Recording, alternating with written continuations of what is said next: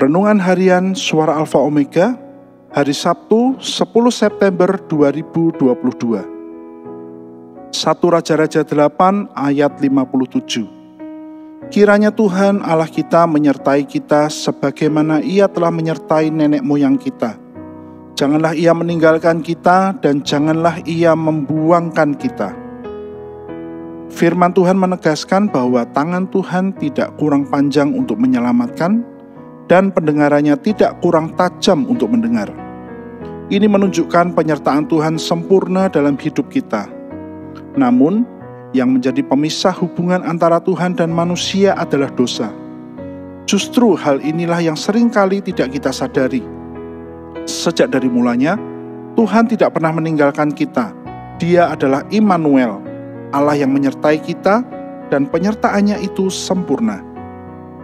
Ketika kita tidak lagi hidup dalam ketaatan dan lebih memilih hidup menurut keinginan daging, itulah saat kita sedang tidak menghargai penyertaannya.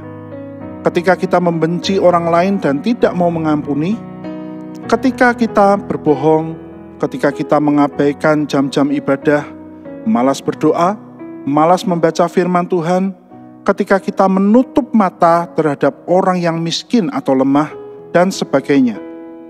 Saat kita melakukan itu semua, sesungguhnya kita sedang tidak menghargai penyertaannya. Marilah kita terus mencondongkan hati kita kepada Tuhan dan berpaut kepadanya, supaya langkah hidup kita senantiasa selaras dengan kehendak dan rencananya.